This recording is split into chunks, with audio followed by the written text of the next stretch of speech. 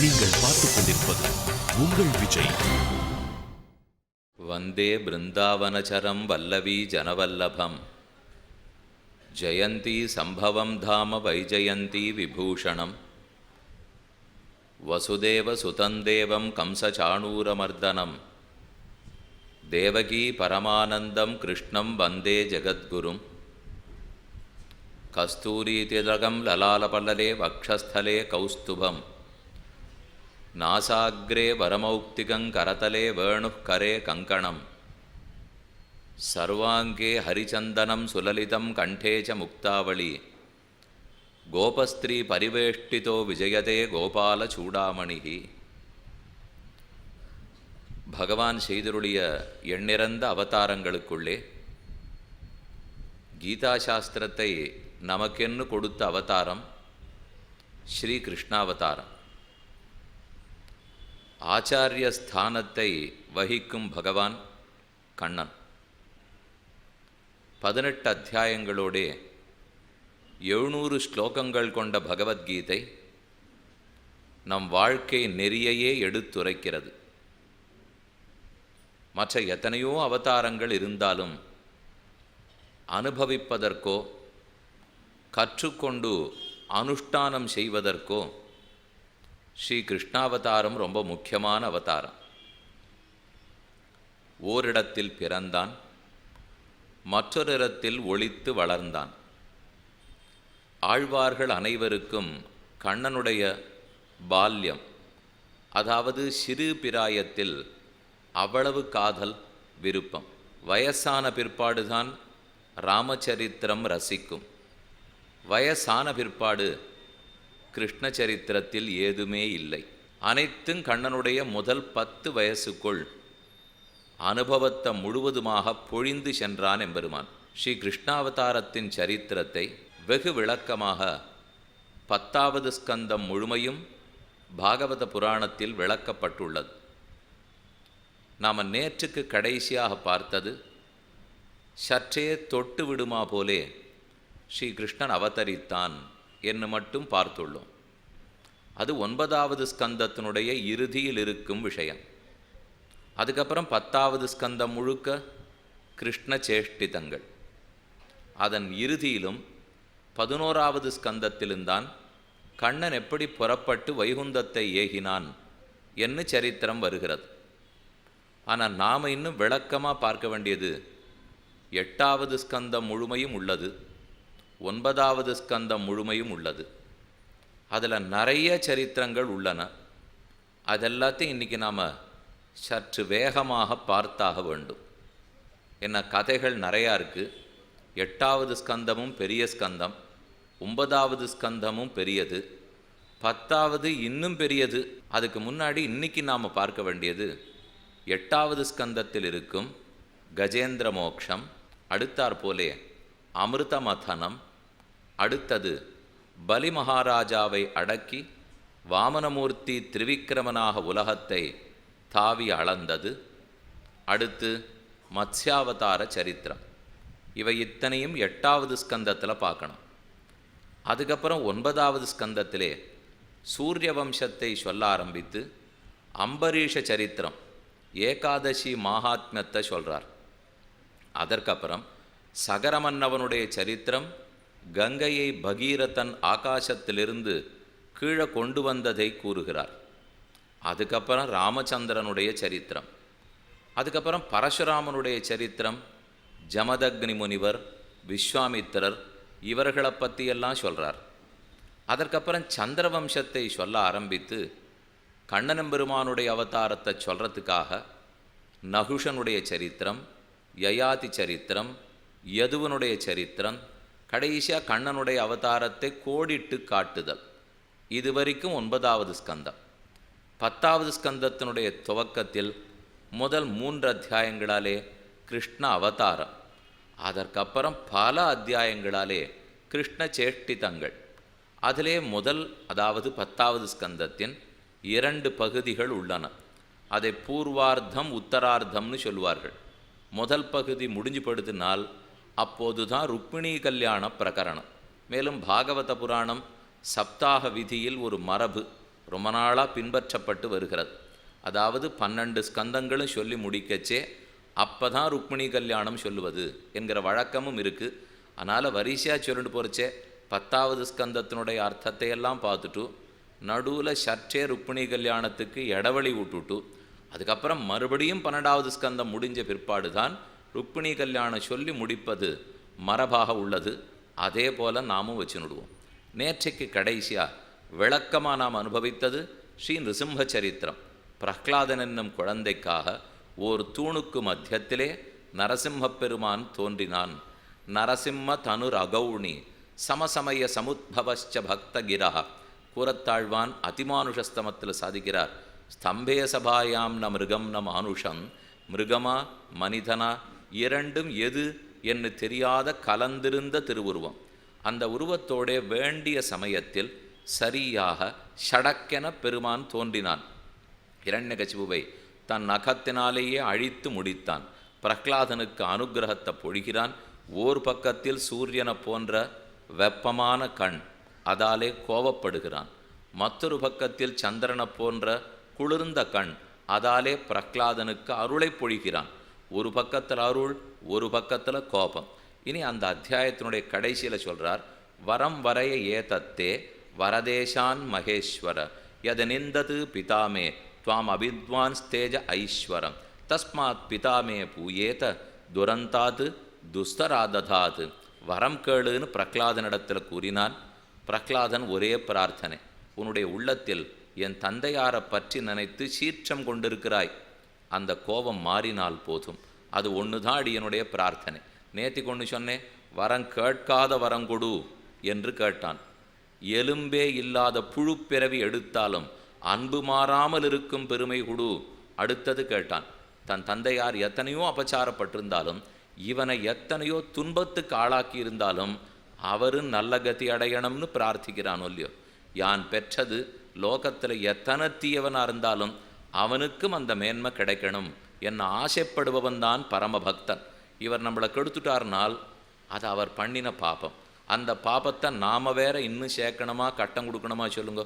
அதனால தான் நிருசிம்மனிடத்திலே பிரார்த்திக்கிறான். பகவான் அருள் புரிகிறார். திருசப்தபிகி பிதா பூதா பித்ருபிகி சஹதே நக யத் சாதோஸ்ய கிரகே ஜாதா பவான் வை குலபாவனஹ. உன்னால் உன் தந்தைக்கு மட்டுமல்ல, உன்னோட சேர்ந்த 7 தலைமுறைகள், உனக்கு முன்னாடி இருக்கிற 7 தலைமுறைகள், உனக்கு பின்னால் வரப்போகும் 7 தலைமுறைகள்.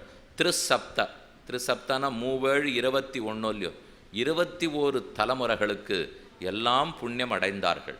நீ எவ்வளவு அன்போடு எங்கிட்ட நடந்துட்டு இருக்கியோ அதுக்காக உங்கள் தலைமுறையார் மொத்த பேருடைய பாபத்தையும் நாம் மன்னித்தோம், கவலை வேண்டாம்.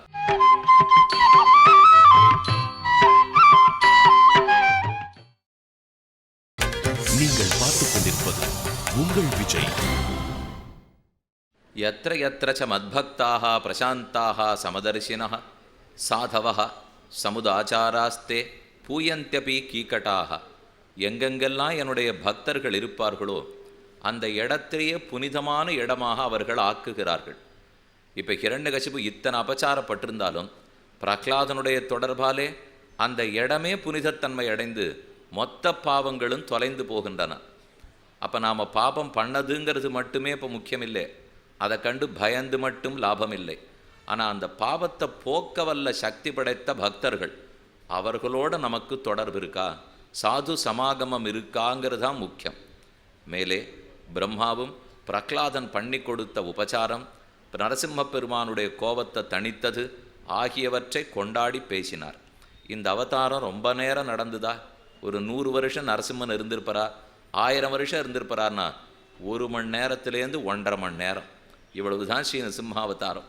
ஆனால் எத்தனை வருஷத்துக்கு முன்னாடி, எத்தனை யுகத்துக்கு முன்னாடி நடந்த அவதாரத்தை இன்னி வரைக்கும் நடந்ததே 1.5 மணி நேரம்.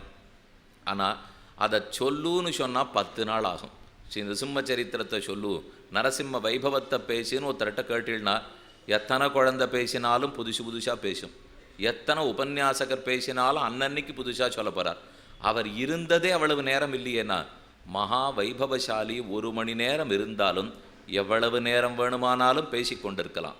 இந்த சரித்திரத்தை யாரெல்லாம் கேட்கிறார்களோ அவர்களுக்கு பலன் சொல்கிறார். ஆக்கியாதம் சர்வமேதத் தே யன்மாம் த்வம் பரிபிருஷ்டவான் தமகோஷ சுதாதீனாம் ஹரேகே சாத்மபி த்விஷாம் ஏஷா பிரம்மண்யதேவஸ்ய கிருஷ்ணஸ்ய ச மகாத்மனः அவதார கதா புண்ணியா வதோ யத்ர அதிதைத்யயாக என்று ரிஷி சொல்லி முடிக்கிறார். இப்படி நிருசிம்ம சரித்திரத்தை யாரெல்லாம் கேட்குறாளோ அவர்களுக்கு மேலும் மேலும் சரித்திரம் கேட்கும் பாக்கியம் கிட்டும், கிருஷ்ண சரித்திரம் வரைக்கும் கேட்கக்கூடிய பேரு கிட்டும் என்று சொல்லி அதை பூர்த்தி பண்ணினார். இனிமே அதுக்கு அடுத்தா போலே 4-5 அத்தியாயங்களாலே நாம் வாழ வேண்டிய தர்மங்கள், கடைப்பிடிக்க வேண்டிய தர்மங்கள் உபதேசிக்கப்படுகின்றன. ஏன்னா பரமதார்மிகனா பிரகலாதன் இருந்திருக்கான். அவன் என்னென்ன தர்மத்தை கடைப்பிடிச்சிருப்பானோ அதை பற்றி அடுத்த 4-5 அத்தியாயங்களில் கூறப்படுகின்றன. அதில் ஓர் அத்தியாயத்தில் பொதுவான தர்மங்கள், அடுத்த 3 அத்தியாயங்களாலே பிராமணர்கள் கடைப்பிடிக்க வேண்டியது, க்ஷத்திரியர்கள் கடைப்பிடிக்க வேண்டியது என்று வர்ண தர்மங்களை சொல்லிட்டு போகிறார். இந்த ஸ்கந்தத்தினுடைய கடைசி அத்தியாயத்தாலே மோட்ச தர்மத்தை சொல்கிறார். முக்தி அடையணும்னு ஆசை இருக்கிறவன், திரும்ப பிறக்க வேண்டாம்ங்கிற விருப்பம் இருந்தால் அவன் எந்த தர்மத்தை கடைப்பிடிக்கணும் அதை மட்டும் சுருக்கமாக சொல்கிறேன். எல்லாருக்கும் தெரிஞ்சது தான், ஆனால் எதுன்னு மட்டும் ஞாபகத்தில் வச்சுங்க. சொல்கிறார், சத்தியம், தயா, தபா, சௌச்சம், திதிக்ஷேக்ஷா, சமோதமஹா. அப்பப்போ அதுக்கு அர்த்தம் சொல்லிவிடுறேன். என்ன கிட்டத்தட்ட 30-32 அடையாளங்கள் சொல்லியிருக்கார். இது மொத்தத்தையும் நாம் வரவழைச்சின்றா தான் பொதுவான தார்மிக நாம் இருக்கோம் அப்படின்னு வேதமொத்துக்கும் தார்மிகர்கள் ஒத்துப்பாளாம். 32ல் 3 வந்துவிட்டா கூட போகும். 32ம் வர்றதும் வராதும் அப்புறம் இருக்கட்டும், ஏதோ 1-2லையானு தொடங்கணும் இல்லையோ. ஆனால் சில பேர் வித்தண்டாவாதம் பண்ணுறச்சே இருந்தால் 32 இருக்கணும் சுவாமி, இல்லைன்னா 1 கூட வேண்டான்னு விட்டுட்டேன். இது தேவையற்ற பேச்சு. 1 முடியுமோ, 2 முடியுமோ, 4 முடியுமோ, முடிஞ்ச அளவுக்கு தர்மத்தை கடைப்பிடிக்கணும் இல்லையோ. சத்தியம், உண்மை பேசுதல். தயா, ஜீவராசிகளிடத்தில் கருணையோடே இருத்தல். தபஹா, ஏகாதசி முதலான விரதம் இருத்தல், உடம்பை தேவையான அளவுக்கு மெலிதாக வைத்து கொள்ளுதல். தபஹா. சௌச்சம், சௌச்சம் புனிதத்தன்மை. எதை நினைக்கிறோமோ அதைத்தான் பேசணும், எதை பேசுகிறோமோ அதைத்தான் செய்யணும். ஏதோ ஒன்று நினச்சி ஏதோ ஒன்று பேசி ஏதோ ஒன்று செய்யக்கூடாது. அப்போ நமக்குள்ளேயே போராட்டம் வந்துடுமோ இல்லையோ. நாமே இப்போ 3 பேராக பிரிஞ்சு போட்டோம் பாருங்க. நினைக்கிறது ஒன்று, பேசுறது ஒன்று, செய்கிறது ஒன்றுனால் நமக்குள்ள 3 பேரா. அப்பப்போ நாடகத்தில் காட்டுறாளோ இல்லையோ, ஒருத்தரே 2-3 பேராட்டம் நடிக்கிறார் அப்படின்லாம் நீங்கள் பார்த்துருப்பீங்களோ இல்லையோ. அது நம்மளே இப்போ 3 பேராகிடுவோம். ஏன்னா நினைக்கிறது ஒன்று, பேசுறது ஒன்று, நடத்துறது ஒன்றுன்னா. அப்படி இருந்தால் அது மகாத்மாக்களுக்கு அடையாளம் அல்ல, துராத்மாக்களுக்கு அடையாளம். திதிக்ஷேக்ஷா, எது யுக்தம் எது அயுக்தம், நான் செய்ய தகுந்தது எது, செய்ய தகாதது எது என்று நன்கு விசாரம் பண்ணி முடிவுக்கு வந்து அதுக்கு தகுந்தா போலே நடத்து கொள்வது. சமஹா, தமஹா, உள்ளிந்திரியமாகிற மனத்தை அடக்குதல், வெளியிந்திரியங்களாகிற கண்ணு, காது, மூக்கு முதலான புலன்களை அடக்குதல். இப்போ எது பார்த்துருக்கோம்? சத்தியம், தயா, தபஹா, சௌச்சம், திதிக்ஷா, சமஹா, தமஹா. இது 7 ஒரு வரியில் சொல்லிட்டார். அதுக்கப்புறம் அஹிம்சா, பிரம்மச்சரியஞ்ச, தியாகா, சுவாத்தியாய, ஆர்ஜவம். அஹிம்சா, எந்த ஜீவராசிக்கும் ஹிம்சிக்காமல் இருப்பது, எதையும் துன்புறுத்துவது கூடாது. யாரையும் அடிக்கிறதோ, மனசால புண்படுத்துறதோ, வாயால் சுடுறதோ ஏதும் கூடாது. எந்த ஜீவராசிகளுக்கும் துன்பம் கொடுக்கக்கூடாது. அஹிம்சா. பிரம்மச்சரியம், பிரம்மச்சரிய விரதத்தை அனுஷ்டித்தல் என்றால் என்ன? இவர் சொல்கிறபடிக்கு அப்போ யாருமே கல்யாணம் பண்ணிக்காமல் எல்லாரும் பிரம்மச்சாரியாக இருந்துடணும்னு நினைக்கிறாரான்னா அப்படின்னு அல்ல. மனு தர்ம சாஸ்திரத்திலே இல்லறத்தில் இருக்கிறவர்கள் கூட என்னென்னைக்கு காம சுகத்தை அனுபவிக்கலாம் என்னவர் பட்டியல் போட்டு கொடுத்துருக்கார். ஆண் பெண் கணவன் மனைவியாக கூட இருக்கட்டும், ஆனால் இல்லற இன்பத்தை இந்தந்த நாளில் தான் அனுபவிக்கலாம் என்று வழக்கம் உண்டு. ருத்துக்காலம், ருத்துக்காலம்னு சொல்லுவார்கள். பெண்ணுக்கு ருத்துக்காலத்தின் போது தான் ஆணோடே கூடுவதற்கு அதிகாரம். அப்போது தான் ஆணும் பெண்ணினிடத்தில் ஆசை கொள்ள வேண்டும். அப்போ இல்லறத்தில் கிரகஸ்தனாக இருந்துட்டே பிரம்மச்சாரியாக இருக்கலாம். இப்போ அமாவாசை, தர்ப்பணம், அதே போல் பித்திருக்களுடைய வேறு தினம், திதி, ஸ்ராத்தம் முதலான தினங்கள், பண்டிகை தினங்கள், இதை போல நாள்லெல்லாம் நம்ம பிரம்மச்சரியத்தை கடைப்பிடிச்சாலே கிரகஸ்தனே பிரம்மச்சாரி தான் அப்படின்னு மனு பகவான் எழுதி வச்சிருக்கார். ஆனால் அதெல்லாம் நம்ம பார்க்குறதே கிடையாது. ஏதும் இல்லாமல் உடல் இன்பத்துக்குத்தான் ஆசைப்பட்டுருக்குமே தவிர அதை தாண்டி வாடுறது பிரம்மச்சரியம். தியாகா, நம்ம இடத்துல இருக்கிற ரொம்ப முக்கியமானத்தை இன்னொருத்தருக்காக விட்டு கொடுக்கும் மனப்பான்மை. தியாகம்னாலே நல்லத்தை கொடுக்கறது தான் தியாகம். பல பேர் நம்ம தானம் பண்ணுறேன்னு ஆரம்பிப்பா. ஒருத்தர் எனக்கு வேஷ்டியே இல்லை சுவாமி குடும்பம்னு கேட்டாடி என்கிட்ட 10 வேஷ்டி இருந்தது. கிடுக்கிடுன்னு எல்லா வேஷ்டியும் பார்த்தேன். நல்ல வேஷ்டியில் கை போய் நின்றுது. அதை எடுத்து கொடுக்கணுமோ இல்லையோ? உடனே பக்கத்தில் இருக்கிறவர் அது நல்லதாக இருக்குன்னு நீங்கள் உடுத்திக்கலாம், அடுத்தது பாருங்க அப்படின்னு சொன்னால் இருக்கிறதுலே மட்டமானதை பார்த்து எடுத்து தியானம் கொடுக்குறமோ இல்லையோ? அந்த தானம் தியாகமே அல்ல. எங்கிட்ட இருக்கிற வசத்தியான விஷயத்தை விட்டு கொடுக்குற மனப்பான்மை வந்தால் அதுதான் தியாகம். அப்படி வந்துடுத்து அந்த தியாகத்தை பண்ணோம்னு வச்சுங்கோ, அதில் ஒரு இனம் புரியாத திருப்தி, ஒரு மட்டற்ற மகிழ்ச்சி ஏற்படும்.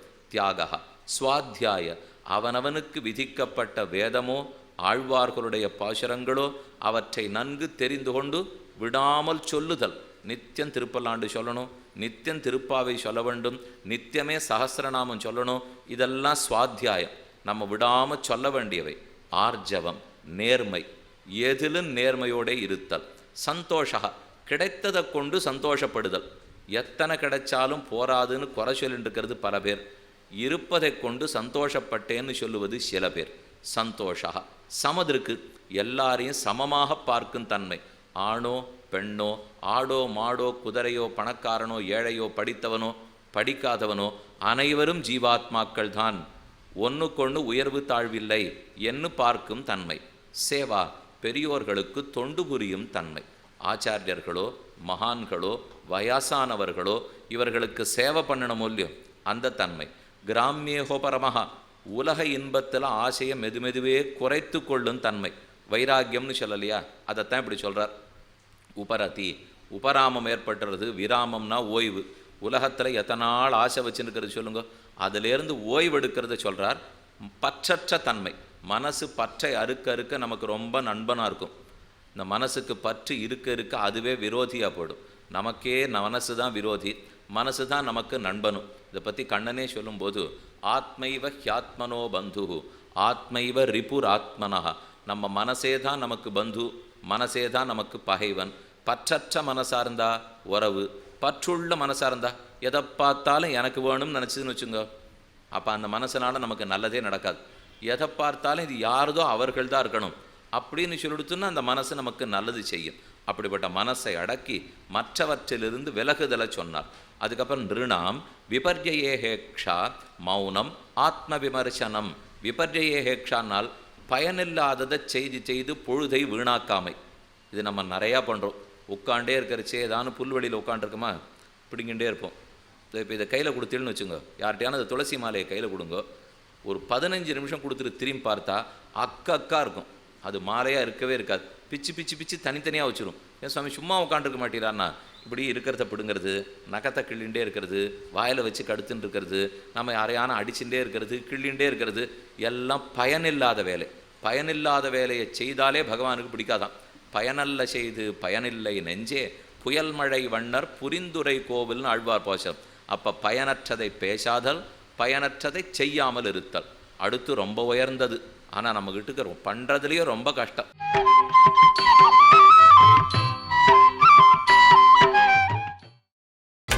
நீங்கள் பார்த்துக் கொண்டிருப்பது உங்கள் விஜய்.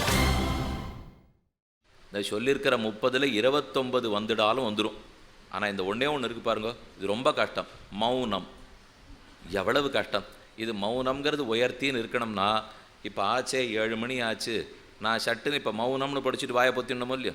ஏன்னா அவர் மௌனமாருன்னு சொல்லிவிட்டார். நான் திடீர்னு இப்போ மௌனமாக இருக்கணும்னு சுக்காச்சாரியர் சொல்லியிருக்கார், நிறுத்திட்டேன்னா. பகவத் விஷயத்தில் அவர் சொல்லலை, மற்ற விஷயத்தை பற்றி சொல்லிட்டு இருக்கார். பெருமானை பற்றி வாய் திறந்து வாயார பாடணும், காதார கேட்கணும், மற்ற எல்லாத்திலையும் பேசுகிறத குறைச்சுட்டே வந்துடணும். ரகசியங்களுக்குள்ள மிகச்சிறந்தது மௌனம்தான். பேசாமல் இருந்துட்டோம்னா ரகசியங்கள் காக்கப்படும். ஆனால் பேசாமல் இருந்தோ இது உங்ககிட்ட மட்டும் சொல்கிறேன்னே 100 பேர்கிட்ட சொல்லிட்டு வந்துடுவோம். ரொம்ப ரகசியம் சொல்கிறதா நினச்சிட்டு, சுவாமி உங்ககிட்ட மட்டும் சொல்லியிருக்கேன், நீ யார்கிட்டையும் சொல்ல வேண்டாம் அப்படின்னு வரிசையாக எல்லார்ட்டையும் சொல்லிட்டு வந்துடுவோம் இல்லையோ? மௌனமாக இருந்தால் உடம்புக்கு நல்லது, மனசுக்கு நல்லது. நாம் குறைச்சலாக பேசினோம்னா எல்லாரும் மதிக்க ஆரம்பிச்சிடுவா. வடவடான்னு பேசினோன்னா ஒருத்தர் மதிக்க மாட்டா, அவர் அப்படி தான் எப்பவும் பேசிகிட்டே இருப்பார், கண்டுகொள்ள வேண்டாம்னு விட்டுடுவா. ஆனால் மௌனமாக இருக்கிறவர் எப்பவான்னு முத்துதுர்த்தா போல் 2-3 வார்த்தை சொன்னால் எல்லாரும் அதை ஏற்றுக்கிற மூல்யம். அப்போ மௌனம். ஆத்ம விமர்சனம், தேகத்தை காட்டிலும் ஆத்மா வேறுபட்டது என்கிற பகுத்தறிவு, அது இருந்து தான் ஆத்ம உன்னதியே ஏற்பட வேண்டும். அன்னாத்தியதேகே சம்விபாகா பூதேபியச்ச யதார்ஹதா. அதுக்கப்புறம் நம்ம கையில் இருக்கிற அன்னத்தை ஜீவராசிகளுக்கும் மற்ற மனிதர்களுக்கும் சரியாக பிரித்து கொடுக்கும் பண்பாடு. இனியது தனி அருந்தேல்னு சொல்லுவார்கள். ஏகஸ்வாதுன புஞ்சீத, நல்ல இனிமையான பொருள் ஒன்று கிடச்சிதுன்னா அதை தனியாக சாப்பிடாமல் அனைவருக்கும் பகிர்ந்துண்டு பிரித்து கொடுத்து உண்ணுதல்.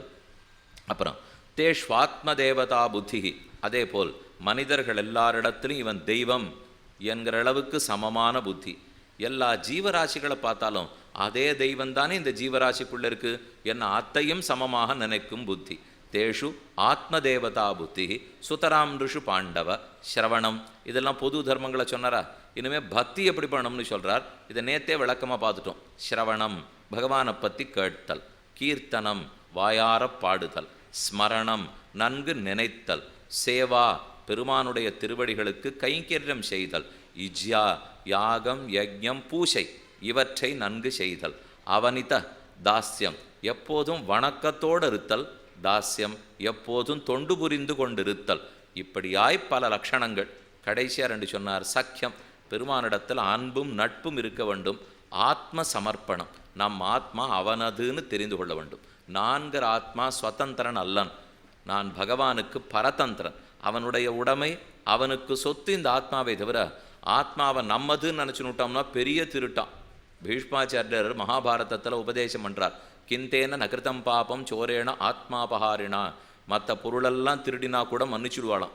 ஆனால் இந்த ஜீவாத்மாவை நம்மதுன்னு நினைக்கிறோம் பாருங்க, அவன் எந்த திருட்டு தான் பண்ணலைங்கிறார். பகவானுடைய சொத்தான ஜீவனை போய் நம்மதுன்னு நாம் நினைத்தோம்னால் அது பெருந்திருட்டு. பிள்ளைப்பெருமாள் ஐயங்கார் சுவாமின்னு ஒருத்தர் இருந்தார். அவர் ஒரு பெருமானுக்கு ரொம்ப ஆச்சரியமாக பாசுரம் பாடுறார். 108 திருப்பதி அந்தாதின்னு 108 பாசுரம் பாடியிருக்கார். அஷ்டப்பிரபந்தம் என்ன அவர் பாடின தமிழ் பிரபந்தத்துக்கு பெருத்த பெயர்.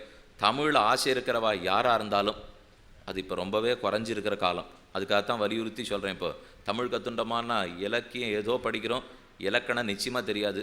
எந்த பாஷையிலையும் வியாக்கரண இலக்கணம் படிக்கிறதே இல்லை. யாரானு இப்போ நேர் நேர் நிறை நேர் தேமாங்காய் புளிமாங்காய் அப்படின்னு சொல்ல போனால் எந்த கடையில் கிடைக்கும்? ஏதோ காய்னு சொல்லிட்டு இருக்கிறே, எந்த கடையில் கிடைக்கும்வா? கூவிளங்கனி கருவிளங்கனி தேமாங்காய் புளிமாங்காய் இதில் நம்ம 10 12வதுலாம் படிச்சிருக்கோம் இல்லையோ. அந்த இலக்கணத்தையும் விட்டுட்டோம். இலக்கண சுத்தமாக இருந்தால் தான் இலக்கியத்தை நன்கு அனுபவிக்க முடியும். ஒரு பாட்டை கொடுத்து சீர்பிரித்து கொடுன்னு சொன்னால் கூட அது கூட இன்றைக்கி நமக்கு சரியாக பிரிக்கிறதுக்கு தெரியாது. அஷ்டப்பிரபந்தத்தில் அந்த சுவாமி அவ்வளவழகாக பாடியிருக்கார். திருக்கள்வன், காஞ்சிபுரத்துக்கு பக்கத்தில் ஒரு பெருமாள் எழுந்துள்ளிருக்கார். அவருக்கு கள்வன்னே பேர். அவனை போய் இந்த சுவாமி கேட்குறார், என்னத்துக்கு பகவன்னு உன்னை பார்த்து கள்வன் கள்வங்கிறா? கண்ணன் திருடினான், கள்வன் திருடன் கொள்ளக்காரன்னு சொல்லிட்டு இருக்காளே, உண்மையில் நான் கள்வன்னார் அவர். அந்த பெருமாள் பிள்ளைப்பெருமாள் சுவாமியை பார்த்து உன்னை ஏன் கள்வன்னு சொல்லிக்கிறீர்? உன் சொத்தான ஜீவாத்மாவை என்னதுன்னு திருடினேம்பார், நான் தானே கள்வன். உன் சொத்தான வெண்ணையை நீ சாப்பிட்டதை உன்னை ஏன் கள்வன்னு சொல்கிறா தெரியலையே. வெண்ணையும் ஒன்றுது, பாலும் ஒன்றுது, நெய்யும் ஒன்றுது. அதை நீ எடுத்து சாப்பிட்டதுக்கு ஒன்றை கள்வன்னு சொல்லிட்டு இருக்கா. ஆத்மா என்னதே அல்ல ஒன்னது. ஆனால் என்னதுன்னு நான் தப்பாக நினச்சிட்டு இருக்கேன். உண்மையில் நான் தானே கள்வன். என்ன இந்த பெருமாளை பார்த்து அவர் கேட்கிறார். இது கண்டிப்பாக ஒத்தொத்தருமே புரிஞ்சிக்க வேண்டியது. ஜீவாத்மா நாம் சுதந்திரர்கள் அல்லர்கள், நாம் பெருமானுக்கு அடிமைப்பட்டவர்கள். அவனுடைய சொத்து, அவனால் படைத்து அழித்து காக்கப்படுபவர்கள்.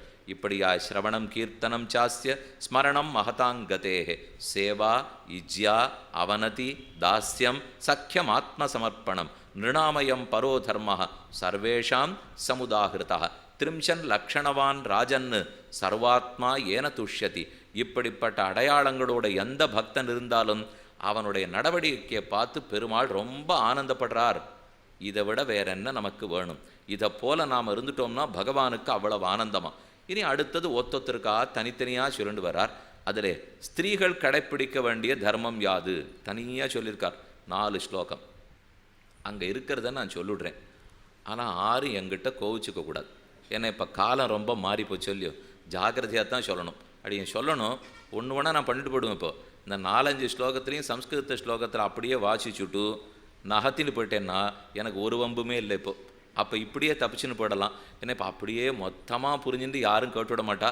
இருந்தாலும் அப்புறம் கடைப்பிடிக்காமலே போயிடுவோம் இல்லையோ. சொல்ல வேண்டியதை சொல்லி ஆகணும். வியாசர் சொல்கிறார், பெரியோர்கள் சொல்லியிருக்கார், நம்ம ஏற்றுக்கணும். அவர் நமக்கு ரொம்ப நல்லது செய்யக்கூடியவர். அப்படி இருக்கிறச்சே அப்படியே ஏற்றுண்டு நடந்தால் வாழ்க்கையில் நன்னா இருக்க போகிறோம். இல்லை 5000 வருஷத்துக்கு முன்னாடி இவர் 10ஆம் பசிலையாக என்னத்தையும் எழுதி வச்சார், நாங்கள்லாம் எவ்வளோ தூரம் இப்போ முன்னேறிட்டோம் தெரியறதே. எவ்வளவு முன்னேறி இருக்கு, எவ்வளவு கட்டுப்படுத்துன்னு அவரவர்களுக்கு தெரியாது. அப்போ அதனால் ஸ்லோகத்தை வாசிக்கிறேன், அர்த்தத்தையும் சொல்கிறேன். ஒன்றும் கஷ்டமே கிடையாது. பெரியோர்கள் நாம் கஷ்டமாக பண்ணக்கூடியதை சொல்லவே மாட்டார்கள். ஆனால் எளிதாக பண்ணுறதுலையே புரிஞ்சு பண்ணியான்னு பார்க்கிறார்கள். என்னான்னு பார்ப்போம். தத் பந்துஷு அனுவருத்திச்ச நித்தியம் தத் வததாரணம் ஸ்திரீணாஞ்ச பதி தேவானாம் தத் சுச்ரூஷா அனுகூலதா. பதி தீயவனாக இருந்தால் கூட அவனை நல்வழிப்படுத்த வேண்டியது பத்னிக்கு முதல் கடமை.